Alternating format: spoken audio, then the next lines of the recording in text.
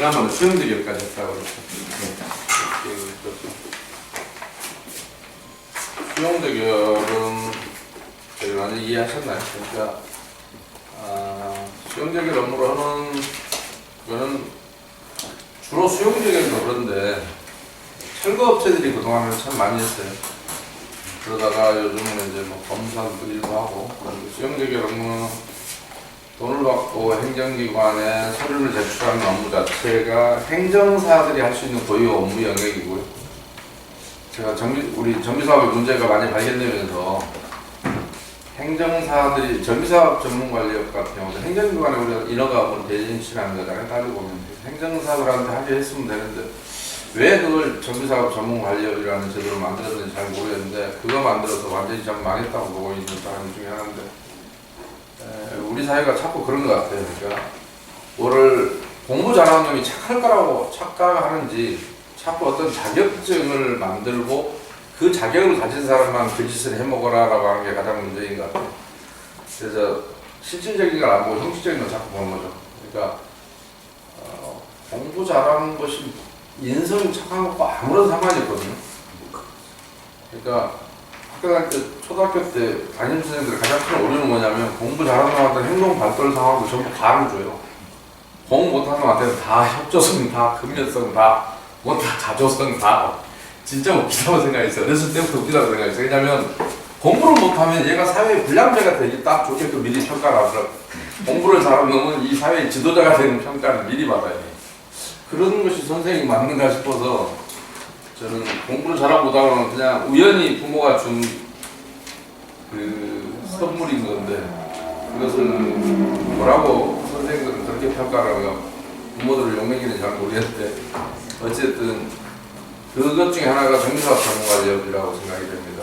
그거를 별도로 자격증을 만들어서 변호사 회계사 변호사도 다 착한 줄 알아요. 웬만하면 다 변호사는 아무튼 할 수 있는 일을 많아야 대한민국에서 변호사가 아닌 놈이 뭘 하려고 그러면 변호사법 위반 다 찾고 걸리는데 그 중에 하나가 옳고 그런 걸 떠나 수영대결 용역 같은 경우 일반 업체가 하면 변호사법 위반에 또는 행정사법 위반에 거의 대부분 걸립니다.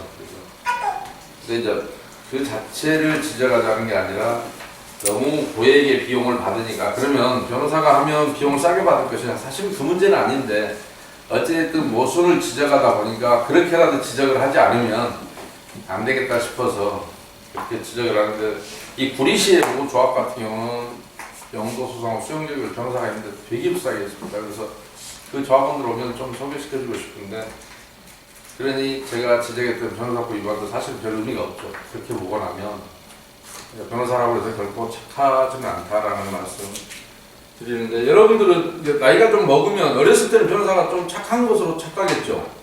학교 선생님들이 그렇게 가르쳤으니까. 근데 지금 이제 연세들이 드셔보니까 변호사는 안 착할 수 있다는 거 아시죠? 안 착해도 일반 사람보다는 욕을 덜 먹고 안 착한 사람과 안 착한 사람이 우리가 보통 사람이 붙으면 우리가 이길 수도 있는데 안 착한 변호사와 우리 보통 사람이 붙으면 또 변호사가 이길 수도 있어요. 그게 더 억울하죠. 그래서 오늘은 아무튼 그 정비기관 시설 공사비 지난주에 안 했죠. 정비기관 시설 공사비가 고거가 부수된 걸 좀 설명을 드리겠습니다. 지금 현재 비리 중에서 제일 심각한 게 금액으로만 따지면 지상물 철거가 꽤 큰 금액이었고요. 근데 그것도 처음부터 그렇게 큰 금액은 아니었습니다. 그러니까 처음에는 모든 범죄가 다 그렇지만 폭력도 그렇잖아요. 처음에는 작게 시작해서 나중에 커지죠. 근데 모든 범죄가 그렇듯이 지상물 철거도 처음에는 금액들은 그렇게 크지 않았어요. 5억, 6억, 7억. 근데 그때도 이제 지금은 높아져서 그런데 지금 그 금액들을 보면 저마저도 이제 감각을 잃어갖고 이건 별거 안 했네, 건전한 조합이네라고 생각이 들 정도예요. 왜냐면 지금 이제 몇십억으로 다 늘어버렸기 때문에 그 당시에는 제가 맨 처음에 지상물 철거를 봤을 때는 예를 들어서 뭐 전기 철거 뭐 5억, 무슨 뭐 수도관 철거 3억, 무슨 뭐 가스관 7억 막 이러니까 야 이게 뭐야 라는 굉장히 충격을 받았는데 지금은 그리고 업체가 다 달랐었어요. 그래서 우리 철거업계 우리 스승인 다원 같은 경우가 맨 처음에는 이걸 빌려서 했죠. 이거를 명의만 빌려갖고 수도 전기 가스를 따로 하다가 나중에 자기가 계열사를 다 하나 만들었어요. 그래서 전기는 경북전기, 가스는 K1 엔지니어링, 그다음에 수도는 프라나 건설 뭐 이래갖고 이렇게 만들었었는데 지금은 이때만 해도 어떻게 보면 순지를 안 되죠. 이제 막 시작해서 그렇게 할 때였으니까. 그러다가 최근에는 이제 한 놈이 이걸 다 통합해서 하잖아. 그래야 크게 먹을 것 같으니까. 그나마 나눠 먹다가 이제는 양이 안 차니까 한 친구가 이걸 다 먹어야 돼. 그래서 하나 했다 하면 몇십억씩 이제 합쳐서. 그런데 참 답답했던 게 다시 조금 지나갔는데 보충 설명드리면 우리 서울은 진짜 제도 개선이 필요하고요. 검찰 수사하면 반드시 제도 개선 어떻게 해야 되는지 좀 알려줄 겁니다. 근데 왜냐하면 서울은 수도 관철거를 수도사업소에서 하면 비리가 없을 수도 있는데 완전히 생짜이 가짜인 걸 조합원들이 쉽게 알 수도 있는데 수도를 조합에다 시켜요. 서울 같은 경우.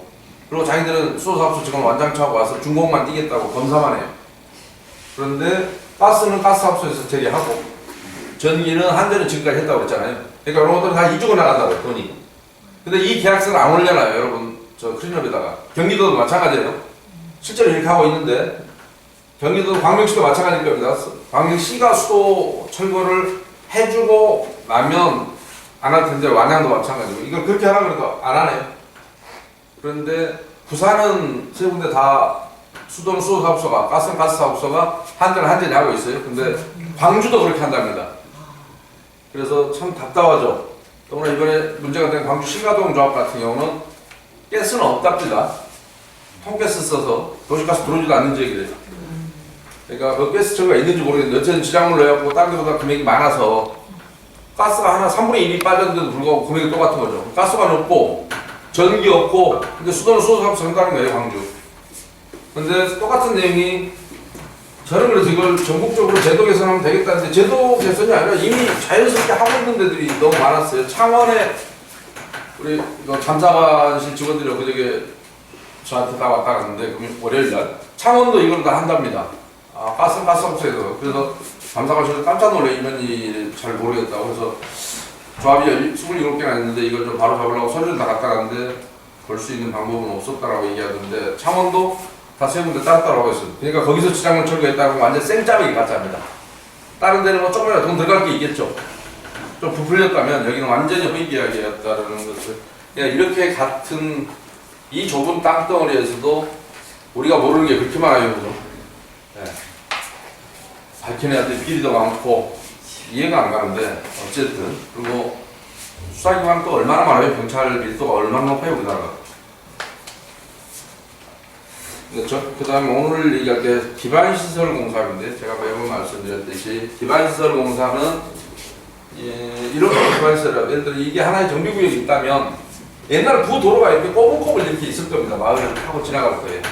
그런데 재개발이 되면 뭐 이렇게 도로를 이렇게 쫙 이렇게 중앙으로 통로를 뺀다든가 그래서 이걸 도로를 만들고 뭐 여기다 공원을 만든다든가 뭐 이런 식으로 할 거예요. 그리고 아파트 들어준다든가 구획 정리를 다시 해서 재건축은 원래 정비기반시설이 돼 있기 때문에 재건축에서는 별로 정비기반시설 공사가 나올 게 없어요. 이미 주택단지 형성이 됐어요. 한번 정비를 했어요.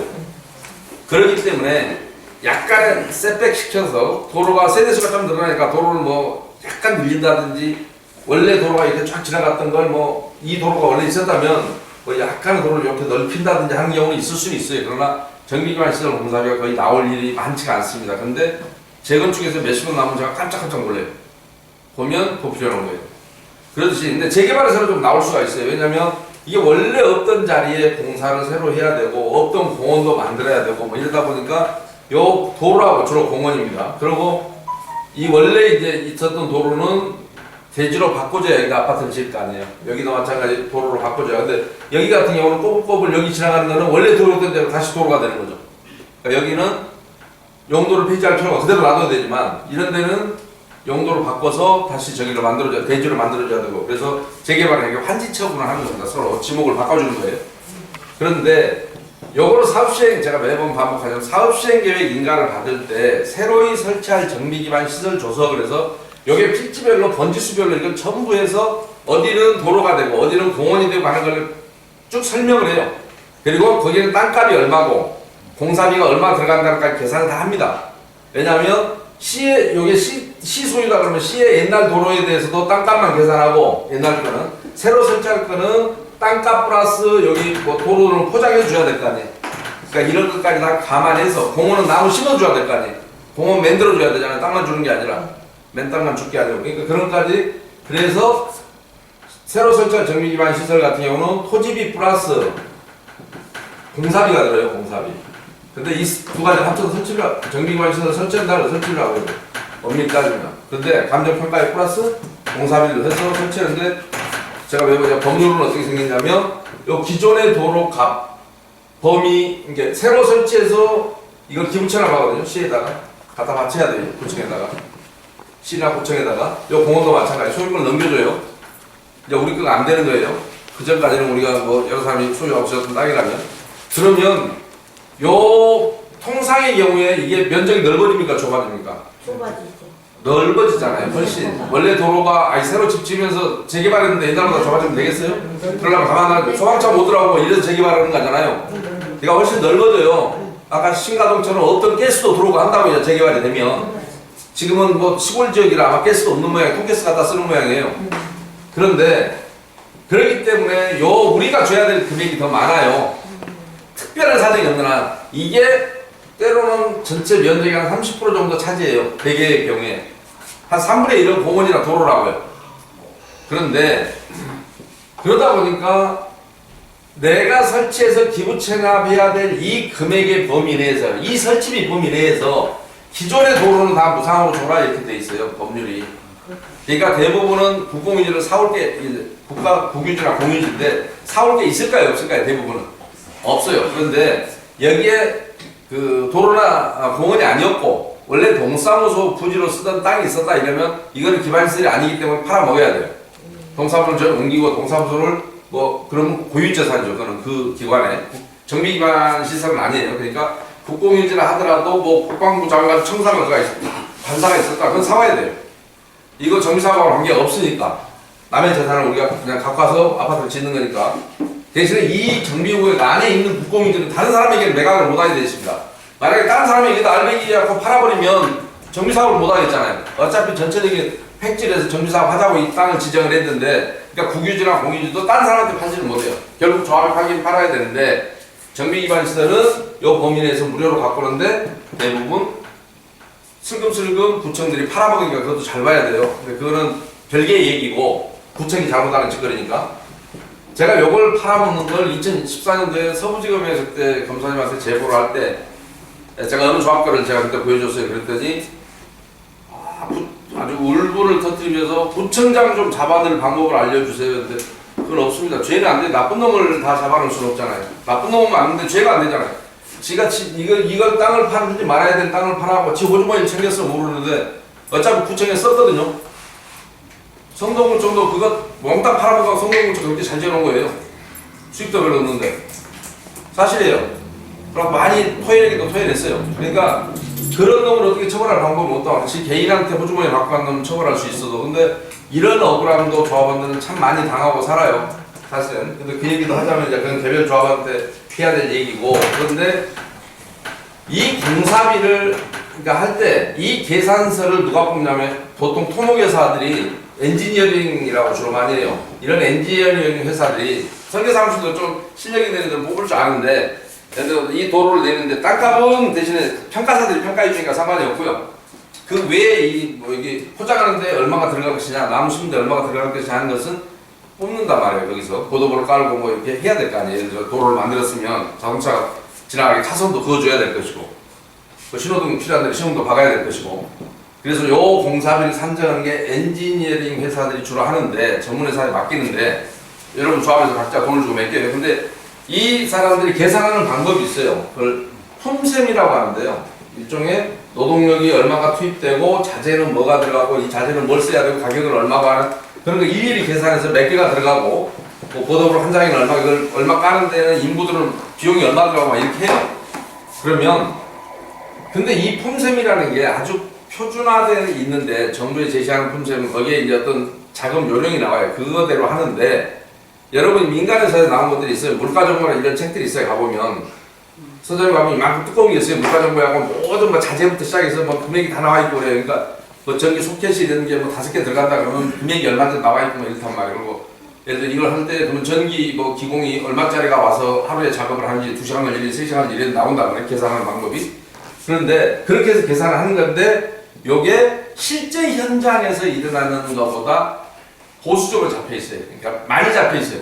쉽게 얘기해서 A라는 사람이 일당 10만원짜리가 볼트너트를 5개를 조인다고 계산을 했는데 하루 종일 조이면 쉽게 설명드려요. 근데 실제로 현장에서 임무를 시키면 이놈은 혼자 10개를 조여요. 그러면 임금비 반으로 줄겠잖아요. 그런데도 두 사람 잡혀 있는데 실제로 한 사람만 할 수 있다면 한 사람이 실제 하고 그래요. 현장에서는. 쉽게 설명드려요. 여러분 이야기 쉽게 설명드리면. 그러니까 저는 이 업무를 옛날에 해봐서 알아요. 공무원 할 때. 제 개인적 경험으로 그들이 얼마나 세게 이걸 산정하는 줄 안다고. 그러니까 대부분 이렇게 나온 금액에다가 공사비에다가 입찰을 딱 붙이면 80% 전에서 떨어지면 아주 잘 준 거예요. 그러니까 여기서 100억이 산정됐다 그러면 80억 공사업소 나는 80억이면 할게 라고 하면 이 사람 80억이 만약 낙찰을 받았다 그러면 한 30% 지가 먹어버리고 한 24억 지가 먹어버리고 뭐 6억에 뭐 준다든지 다른 사람한테 이러면 또 해요 이거예요. 그러니 처음에 100억하고 비교해봐요. 반비가 안 되잖아요. 그래서 우리 하도급 준다고 하잖아요. 원래는 하도급을 82% 83%인가요? 2% 82% 이하로는 못 주게 돼 있어요. 하도급 공정화에 관한 법률 뭐 이런 것들이 있어서. 그런데 많이 줘요. 어떤 미친놈은 적용 38%에 주는 놈도 봤어요. 그냥 그거 처벌 규정이 따로 있거나 그러진 않아서 공정하냐 안 하냐 뭐 이거를 조사하겠다 뭐 이런 정도라서 형사처벌 기준이 있어 모르는데 자본주의에서 이걸 뭐 불량한 놈까지도 다 처벌을 하면 한도 끝도 없잖아요. 돈 많이 받은 놈 그러려면 경남에서 소주 한 병 2만원 받은 놈 다 갖다 구속시켜야죠. 아무리 좀 비싼 땅값이라고 뭐 소주 2만원씩 받고 막 이런 데도 있잖아요. 그러니까 그러듯이 그런데 이 수사기관에서 해야 될 일이요. 한 장의 그겁니다. 이 바닥의 문제는 항상 어떤 게 문제냐면 특정인 소수가 다 해쳐먹어요. 이 원가 계산한다는 업체가 묘하게도 대한민국의 한 3개 업체가 이름 제가 어디라고 얘기는 참아 못하겠습니다만 현진 뭐 현진요? 네, 오케이. 시원 C&D 현진 뭐 우연 엔지니어링 뭐 등등 뭐 그런 것도 있어요. 현대 그런 업체가 거의 제가 보기에 감각적으로 한 90% 이상 하는 것 같아요. 그런데 제가 깜짝 놀랐어요. 들은 얘기예요. 요렇게 예를 들어서 여기서 100억 이렇게 산정해주면 하면서 왜 이렇게 근데 이 100억도 엄청 높은 금액이라고 그랬잖아요. 보통 성실하게 해줘도. 근데 내 짐작으로는 여기서부터 올리는 것 같아요. 나의 짐작으로는. 왜냐면 너무 많이 잡히거든요. 그런데 요 100억이라고 했는데 그럼 한 80억에 떨어져야 될 일이 계약할 때는 200억 이렇게 해버려요. 그러면 아니 100억에도 어마어마하게 돈이 남는데 200억 하면 부풀린 금액만 100억이잖아요. 이걸 공사 안 하고 먹을 수 있는 금액이잖아요. 아무 상관없이 금액만 올려서 그런 일들이 이 시장에서 너무너무 비일비재하고 일어나고 있고 요게 제가 아까 말씀드린 제가 최초로 확인한 게 과제물 사고야 부가인 1-3이었는데 처음 발견했던 거는 부가인 1-3 같은 경우가 제가 구체적인 금액을 알려드리면 요렇게 했던 데가 이렇게 원가 계산을 뽑을 때 얼마나 나냐면 51억 2,831만 8천원 이렇게 나왔어요. 그런데 123억 5천만 원에 계약을 했단 말이에요. 그러니까 부풀린 금액만 72억 2,168만 2천원. 그리고 가재물 사고역 같은 경우는 관례가 되고 지금 다 이제 서대문 구청이 그래서 재개발 기립엑스 발간하는 게 아주 죽일 놈들이라고 하는 게 그런 얘기인데요. 서대문 구청 같은 경우는 55억 9,797만 8천원씩 5597, 957805 그런데 맨 처음에 이렇게 하고 이 금액 그대로에서 인가가 났어요. 그랬는데 갑자기 돌연 중간에 총회를 한번 하더니 변경총회를 하더니 160억을 따로 넣었습니다. 비과세 포함 176억이죠. 그런데 여기다 원래 정비기반시설 공사비인데 자 정비기반시설 공사비하고 그냥 기반시설 공사비가 다릅니까? 똑같은 말이에요. 자 김상률하고 상률하고 차이예요. 성을 넣어줄래 말래 이 정도 차이겠죠. 그런데 갑자기 똑같은 명목으로 못하니까 55억 9,797만 원은 97만 8천 원 아니에요? 필요하네요. 이거는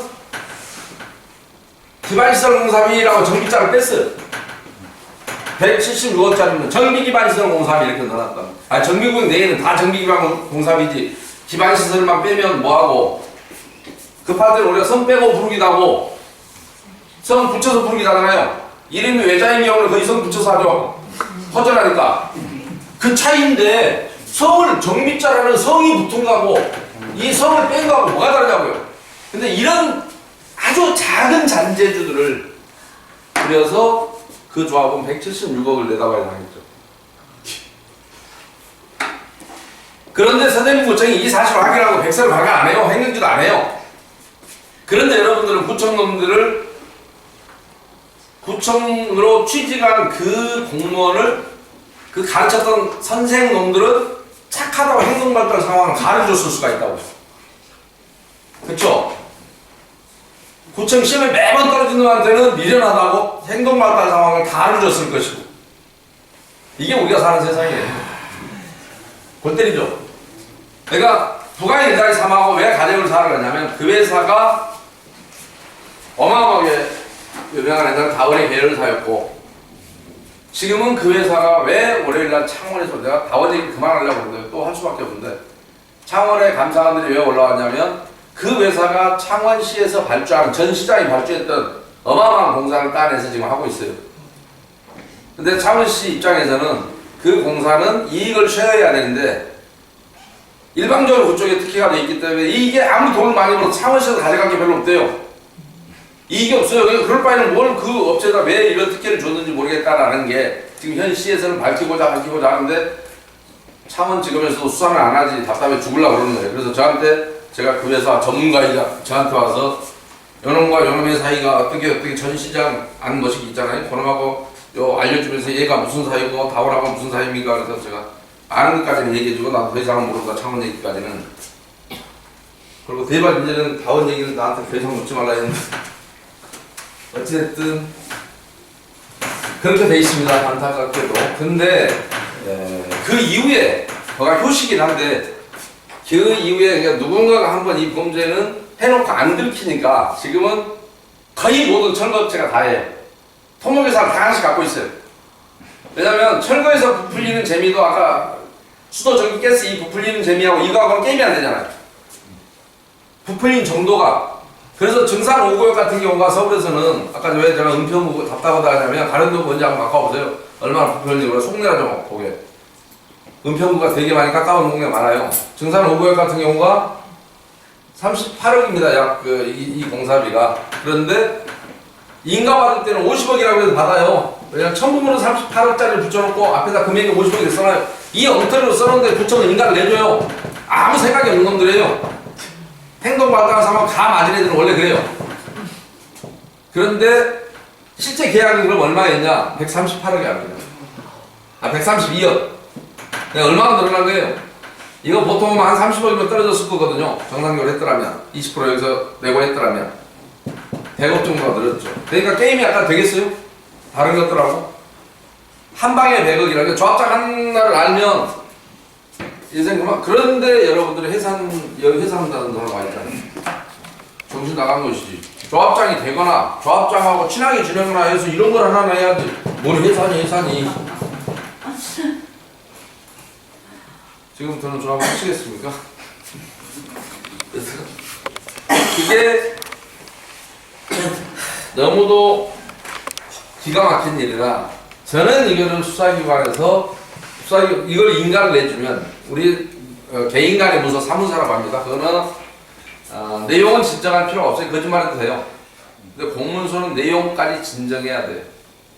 그러니까 허위 사문서 작성이라는 죄는 없어요. 근데 허위 공문서 작성이라는 죄는 있어요. 자, 요 따위로 이걸 거짓말 치는 서류를 올렸는데 관리청으로 인가서를 내주거나 사업시행에 인가서를 내준 놈들한테 허위 공문서 작성죄로 처벌을 해버린다면 전국이 아마 정신 바짝 차리고 자동으로 해결돼요.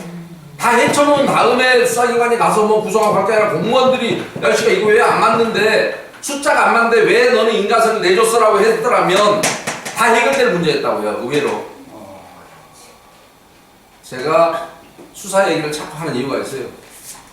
너무 더디고 지금 빨리 안 가기 때문에 전국의 경찰도 숫자가 몇 만이에요. 14만이나 되는데 뭐 수사권 가져가 어쩐다고 저쩐다고 밖으로 뺏어갈 생각하는 게 아니라 뭐 수사할 줄 알아야 말이지. 그런 겁니다. 근데 뭐 여러분들은 뭐 당하고도 잘 모르니까 그렇게 뭐죠? 그렇게 당하고 잘 모르는 뭐라 그래요? 눈은 떴을 때 못 보는 사람을 당달봉사라는데 당달봉사 이거 한자로 뭐라 그래 이거보다 갑자기 생각이 안 나요. 이게 뭐라 그래? 조합원들이 그러니까 당달봉사로 살지 마시기 바랍니다. 그다음에 요거와 같이 그러니까 구청에서는 이걸 팔아쳐먹고 근데 이 얘기는 제가 안 하는 거예요. 죄가 안 되니까. 여러분 구청이 팔지 말아야 될 걸 판 사례가 너무 많아요. 성동구도 굉장히 많았고요. 성동구 옥수시비극 조합 같은 경우는 잘하는 짓거리가 별로 없는데 이거 하나 딱 잘했어요. 520억을 성동구에서 처먹지 말아야 될 걸 팔아먹는데 전액 찾아왔습니다. 조합에서요. 520억이에요. 작은 돈 아니에요. 그러니까 그런 짓들을 그러니까 구청이 조합원들 520억 어치나 속인다는 게 이해가 가세요. 한 구역에서 재밌어요. 더 웃긴 거는 그거를 찾아온 누군가는 변호사 비용을 수십억을 받았는데 160억을 찾아온 어떤 놈은 300만 원 받고 해주고 이거는 뭐 한 36억인가 받은 걸로 알려져 있습니다. 그래서 그 다음에요. 근데 진짜 웃긴 거는 왜 제가 이 저기를 국공유지 무상량 요 부분을 팔아먹지 말아야 될 걸 팔아먹는다고 요거 설치하는 범위 내에서 기존의 국공유지는 무상으로 주게 돼 있습니다. 이 얘기 왜 길게 했냐면 이거 근데 구청이 많이 사기치고 하지만 죄는 아니고 여러분 소송에 그냥 찾아오면 된다. 제가 지 호주부에 넣고 가는 짓은 아니니까요. 나쁜 짓을 하긴 하는데 죄가 되는 정도까지는 하지 않는다라는 거예요. 그러니까 뭐랄까요 민간인을 속이는 그러니까 어떤 행정처분 대상자를 법률에 위반해서 속이거나 하면 그것도 죄를 좀 만들었으면 좋겠는데 지가 이익을 편취하고에 관계없이 그러면 구청장들이 다 처벌할 수 있겠죠. 구청 공무원들. 그런데 오히려 서울시도 이걸 팔으라고 그러니 판결에서 지는데도 불구하고 이걸 열심히 파는 놈을 표창하겠다는 그런 지침이 있습니다. 내부적으로. 그래서 기가 막히지. 옛날 얼굴 잘생긴 아저씨가 시장할 때가 만든 지침이 있어요. 한강에 그 카페 만들었던 아저씨. 근데 왜 제가 이 얘기를 하냐면 만약에 이것이 1000억이었어요. 그러면 요거 옛날 땅 도로가 500억이었다 만약에 그러면 사올 게 있습니까 없습니까? 없죠. 예. 완전히 이해하신 거예요. 요 범위 내에서는 근데 여기 980억이니까 사올 거 있어요 없어요? 옛날 땅이 980억 내가 줄게 1000억 사올 거 있어요 없어요? 없죠. 아직 1000억 범위 내잖아요. 근데 여기에 1200억이다 그러면 어때요? 200억어치는 사와야죠. 그잖아요. 내가 이 범위 내에서만 공짜로 받으니까. 그런데 이게 980억인 거예요. 그랬더니 이걸 공짜로 바꿨어요. 근데 정비업체나 어떤 업체가 와서 야 이거 내가 옛날 땅값 너희들은 기부처라고 하면 당연한 거고 옛날 도로나 이거를 저쪽에서 막 숙이고 너희들한테 팔아먹으니까 내가 무상으로 가져올게 라고 하는 용역계약을 체결했어요. 그래서 이쪽에서는 980억을 법률에 따라서 무상으로 줬는데 이 업체가 내가 980억 갖고 온 거야 라고 해서 내 10%만 더 98억이네 그러고 계약서를 써요. 이해가 가세요? 사실입니다. 그러다 보니 엉망진창에 가짜는요 일반성이 없어요. 우리가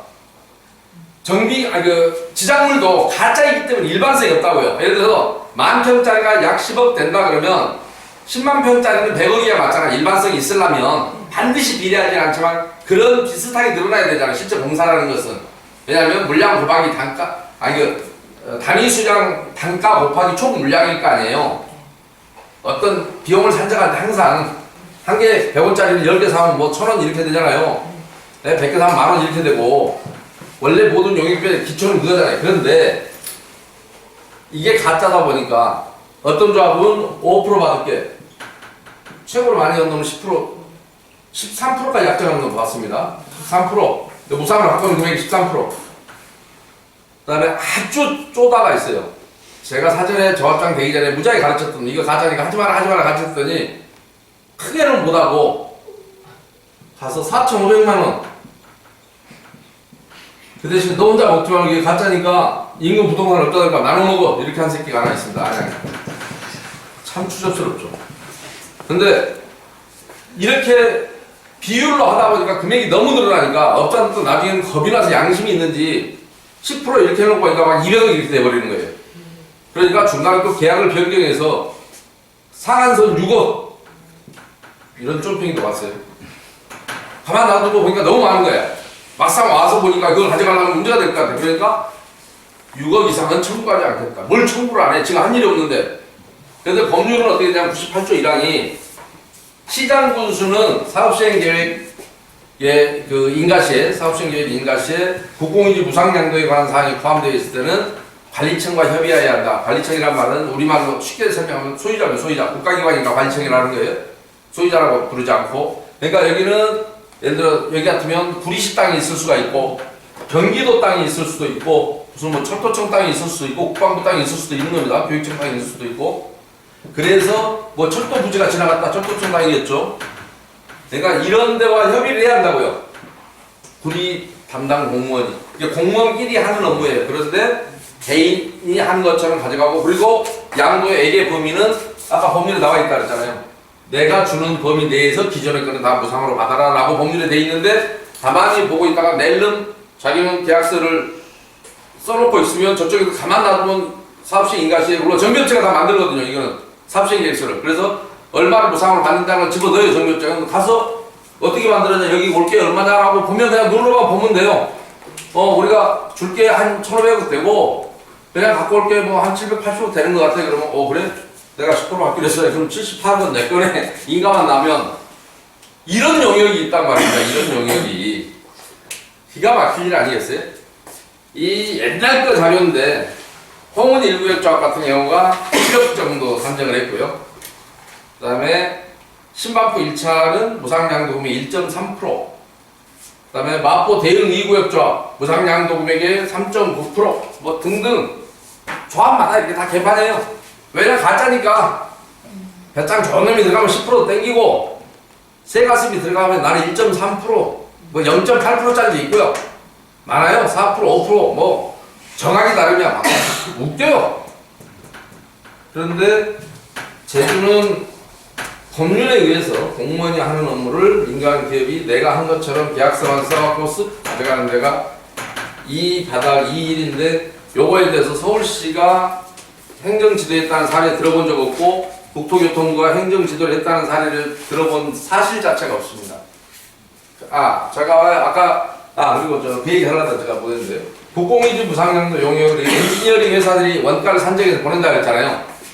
제가 들은 얘기하면 뭐 조합장한테 왜 이거를 너희 조합 같은 경우도 35억이 원가인데 무슨 지랄 났다고 55억에 왜 20억 올렸어? 라고 얘기했더니 개인적으로요.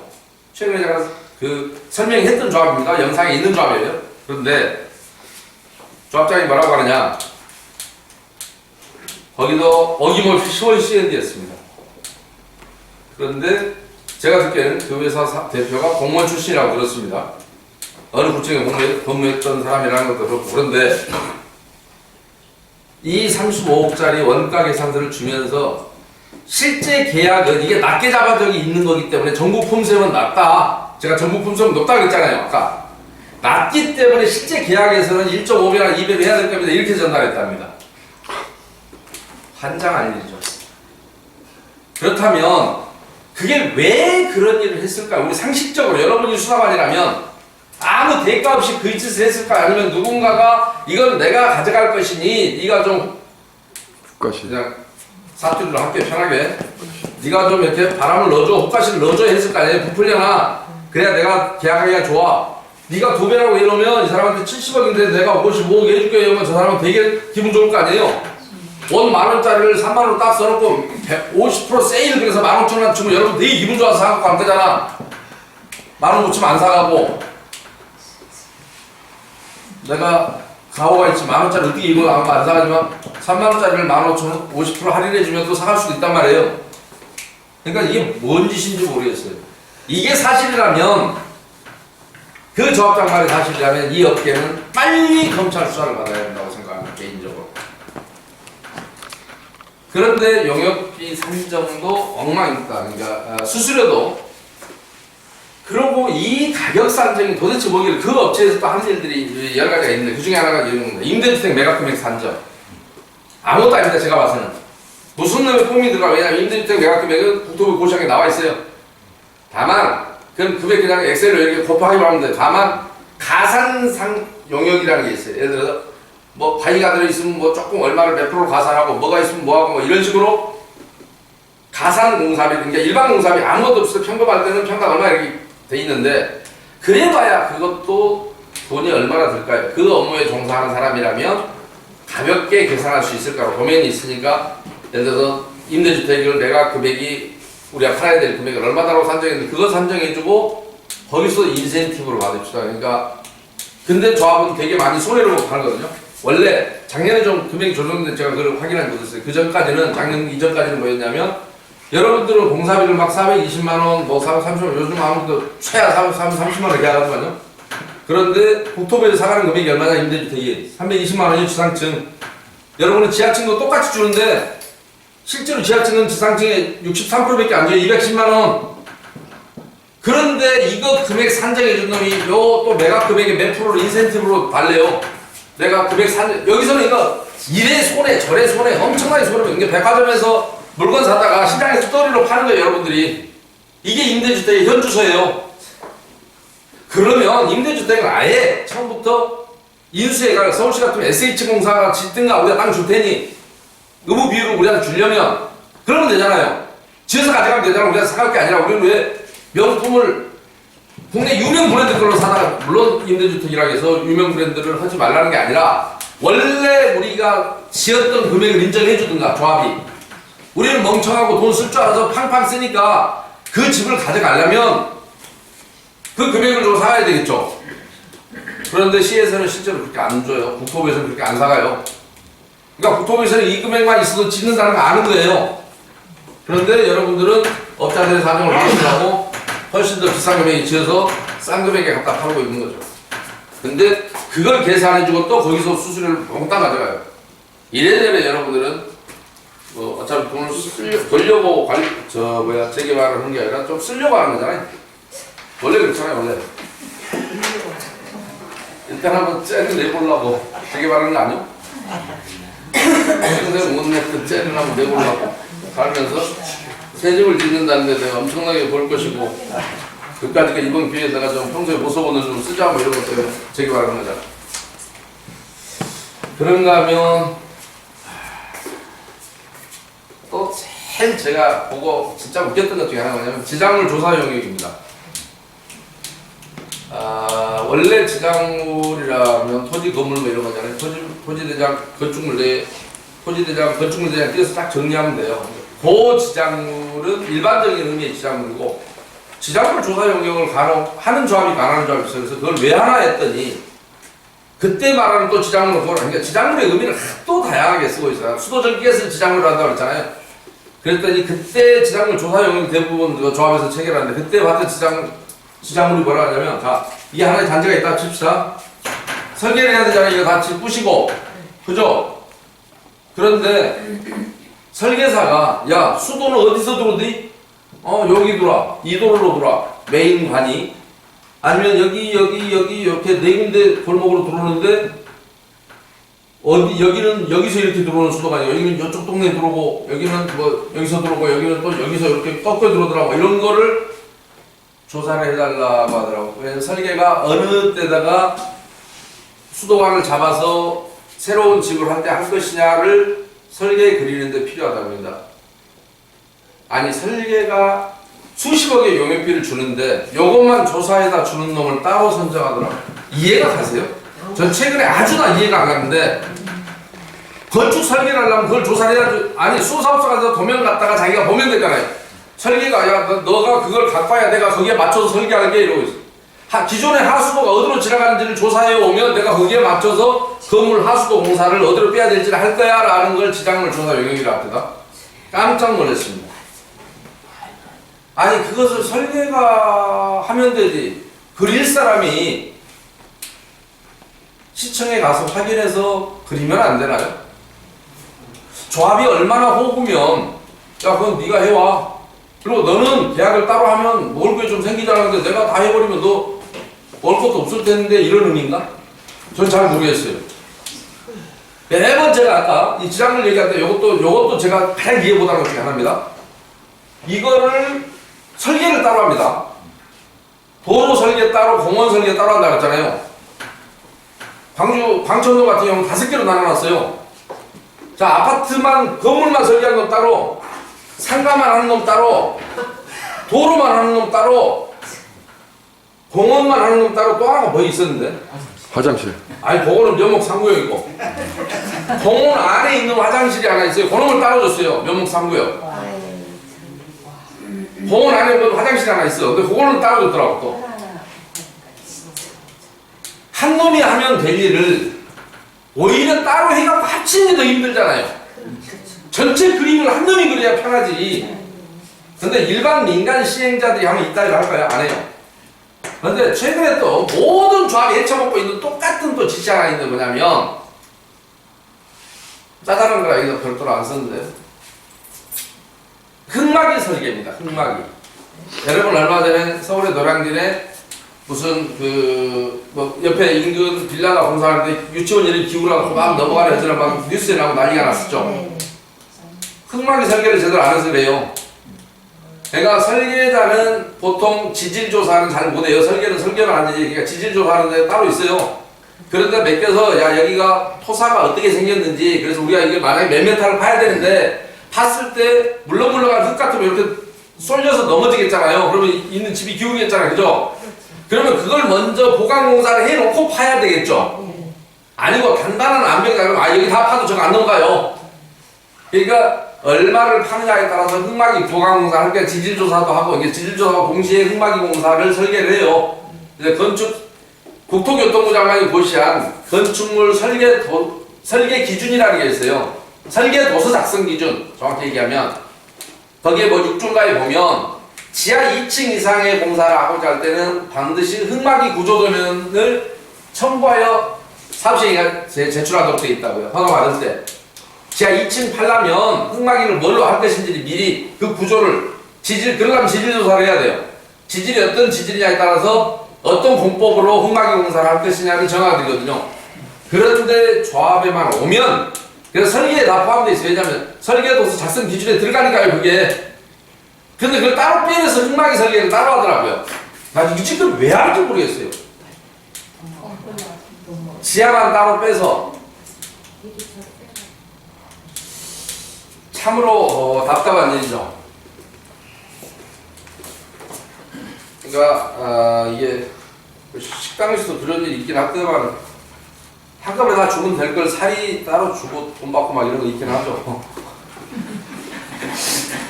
부대찌개를 다 넣어주면 되겠지만 햄살이 뭐 따로 받고 뭐 따로 받고 뭐 아무튼 이게 우리 아파트도 그렇게 하나요? 살이라서 따로 뺐나? 근데 살이가 아니잖아요. 그거 원래 있었다니까요. 원래 하게 돼 있다니까요. 그래서 제일 이해 못할 게 아까 지장물 조사도, 아니 설계도면 그릴로 봤는데 지가 파악해서 지가 하수 어디로 뺄지, 기존 하수 어디로 들어가는지를 지가 보면 되지. 그거를 조사해 올라오걸 따로 한다는 게 상상이 되자고요. 일할 놈이 다 같이 해야 되잖아요. 마치 아니 도배에다 비유하는 게 적절하지 않은 것 같습니다만, 도배 할 놈이 야 너는 풀도 사다 놓고 벽지도 사다 놓고 나는 도배만 할 거야. 아니 자기가 도배지도 사오고 주인한테 물어서 그래야 돈도 좀 더 남지 않나. 근데 아니야 따로 오는 것보다는 덜 남겠죠.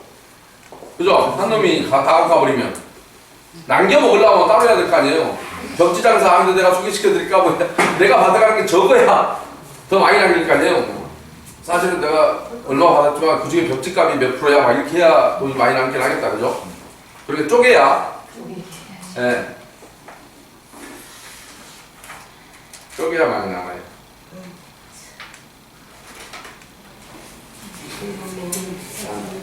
그래서 그런 부분들이 참으로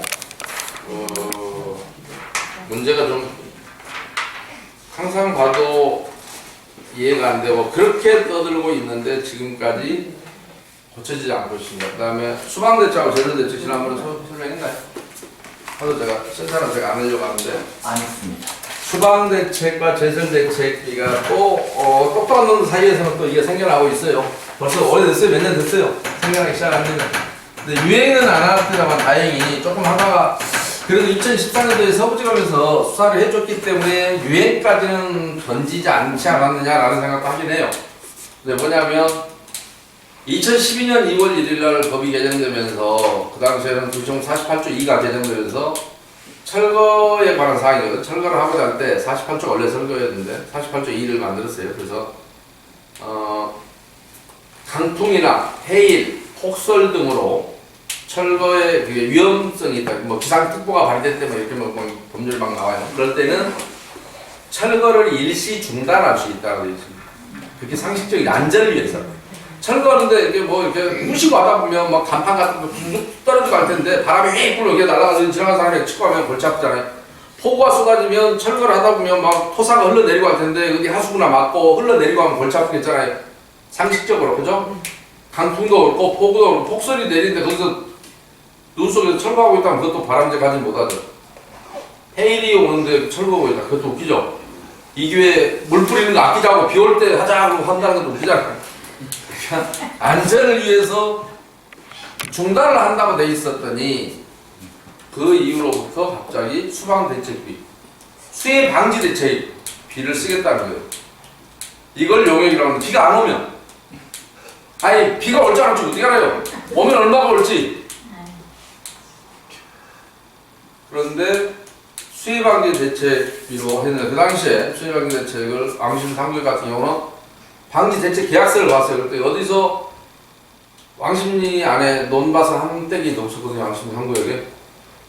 밭에는 또랑을 어떻게 파고 비닐을 어떻게 덮고 계약서에 막 그렇게 돼 있더라고요. 근데 왕십리가 재개발하는 지역에는 밭은 없었어요. 근데 어디서 그런 수방 계획서를 베껴오다 보니까 그걸 그대로 갖다 타자를 용역비는 받아내야 되겠고 돈을 그러면서 이제 그런 업체들이 쓰는 표현이 뭐냐면 법률에 있는 공사니까 해야 됩니다라고 얘기합니다. 법률에는 범죄 예방을 경찰이 하게 돼 있다고 했잖아요. 근데 법률에 있는 공사니까 해야 됩니다 이렇게 주장하듯이 아니 비 많이 오면 철거를 일시 중단하라고 그랬더니 법률에 있는 공사니까 수해 방지를 해야 됩니다라고 가져가고 근데 거기서 또 재밌었던 거는 제설대책비가 갔어요. 폭설 때도 하지 말라고 돼 있잖아요. 제설대책비를 가져갔는데 우리가 멀쩡하게 살 때도 제설대책 별로 안 세우잖아요. 구청에서 영악한 순정 뿌려주면 되고 우리가 스스로 뭐 좀 조심하고 하면 뭐 하루 이틀이면 다 녹잖아요. 근데 제설대책 용역을 주면 그것도 10몇 억이 줬는데 눈이 안 오게 만드나 그 사람들이? 제설대책은 어떻게 한 거야 도대체? 겨울에 왜 철거를 할 생각을 하면 여름 놔두고 근데 그 조합은 수해방류도 했고 제설대책도 했어요. 도대체 철거를 몇 년 동안 진행했는지 모르겠지만 올 봄에 시작한 철거가 여름을 지나서 겨울을 넘기고 막 이런 거죠. 그런 철거는 없어요.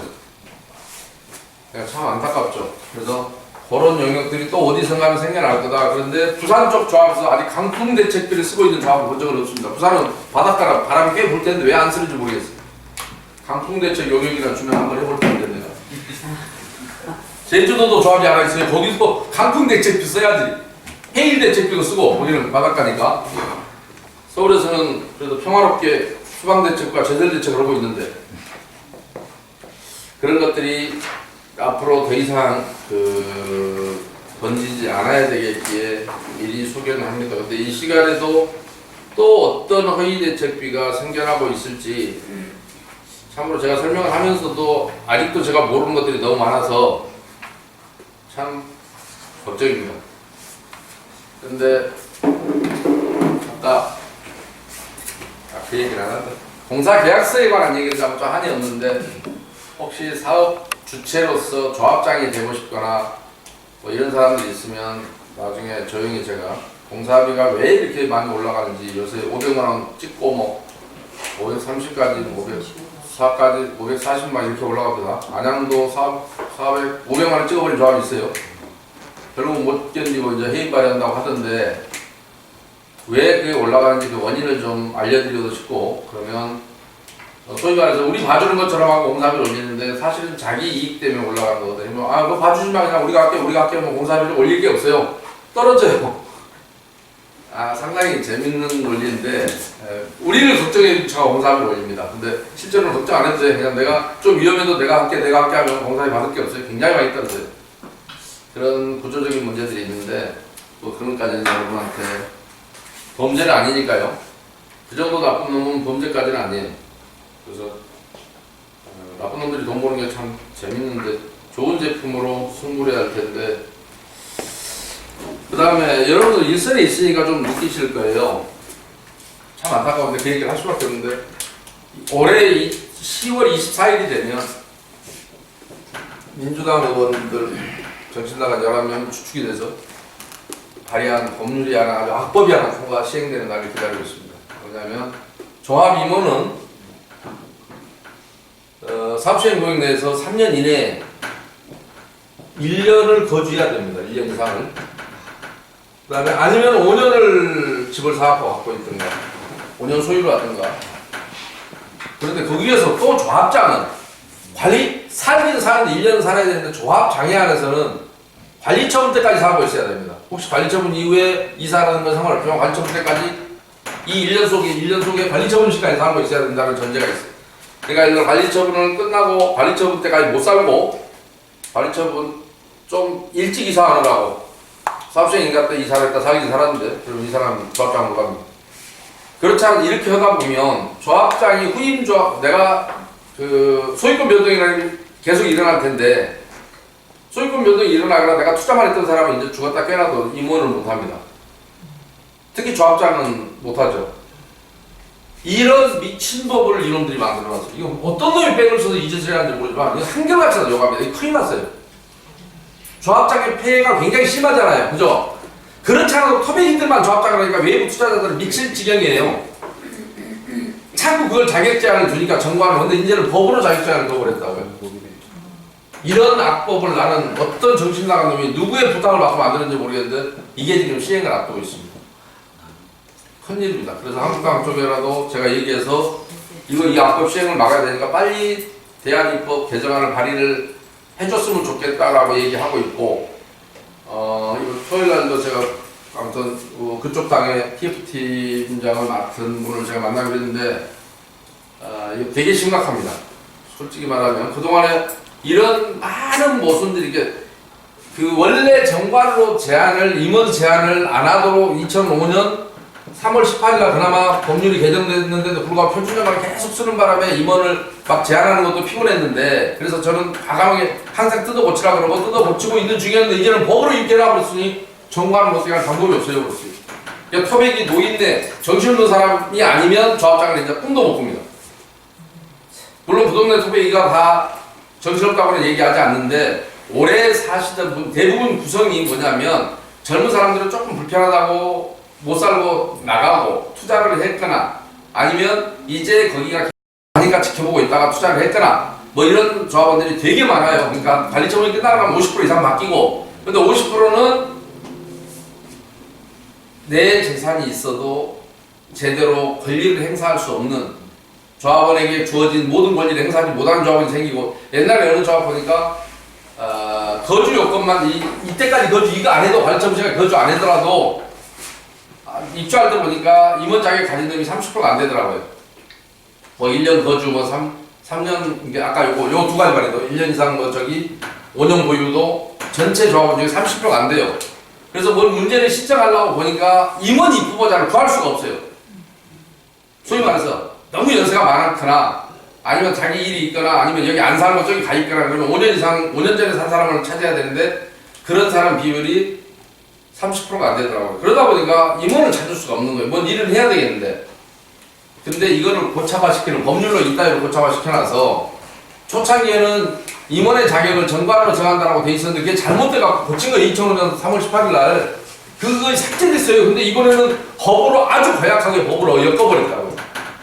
누군가가 이걸 무슨 목적 때문에 했는데 이걸 멋모르고 이 멍청한 새끼들이 의결한 거예요. 진짜 큰일입니다, 이거. 이거 어떻게 이걸 막아야 할지 잘 모르겠어요. 이렇게 되면 조합 정말 엉망이 될 거거든요. 그래서 좀 문제고, 어저께는 혹시 뉴스 보신 분들은 하루 이틀 전에, 한 2, 3일 전이죠. 또 초등학교 선생이 등장하셨어요. 전문관리를 등기해서 전문관리니 뭐 나머지 자격증을 또 뭐 명시해놨잖아요. 조합원이 아니래도 그놈은 조합장을 하게 하겠다. 그게 뭔 얘기예요? 그러니까 또 공부 잘하는 놈이 또 착할 거라고 생각하는 거예요. 이제 조합원이 아닌 놈이 이제 조합장을 할 수도 있어요. 물론 저도 그거 할 수 있는 자격이 있어서 반가운 일이기는 할 겁니다만 저는 하고 싶지 않아서 공사도 할 수 있거든요. 반가워해야 되는데 왜 이렇게 불쾌한지 모르겠어요. 근데 거기에 보면 조합에 임원으로 5년 이상 근무한 놈도 합니다. 이제는 선수들이 와서 좀 먹어라. 비선수가 먹다 보니까 좀 문제가 되니, 자, 조합장 경력 5년 이상, 조합 임원으로 5년 이상 된 놈한테 전문 관리인 자격을 준 건 정말 재밌었어요. 아, 경험 있는 놈들이 와서 먹으라 소리구나. 이제는 굳이 경험이 좀 있으면 조합에서 한 5년 임원을 해보면 조합원이 굳이 안 돼도 그 동네 가서 조합원 사장을 꼬셔서 이 조합장 이놈 잘못하고 있습니다. 저를 조합장으로 만들어주시면 여러분을 위해서 동골 쇄신하겠습니다. 그러면 저는 조합장도 몇 번 해본 사람입니다. 이러면 이제는 조합장이 될 수도 있습니다. 정말 갈수록 법이 멋져져서 큰일입니다. 저만 답답한지 여러분도 공감하는지 잘 모르겠습니다. 갈수록 법은 멋있어지고 있습니다. 누구에게나. 그래서 참 그런 부분들이 안타깝네요. 제가 대충은 한 3번에 걸쳐서 잘못된 사업에 대해서 좀 설명을 드렸어요. 근데 사석에서는 제가 있는 그대로를 더 자세하게 설명드릴 수도 있는데 참 영상을 공개하고 해서 좀 한계는 있습니다만 혹시 고생하셨고요. 도움이 좀 되세요? 아무튼 질문은 영상 끄고 받겠습니다. 편안하게.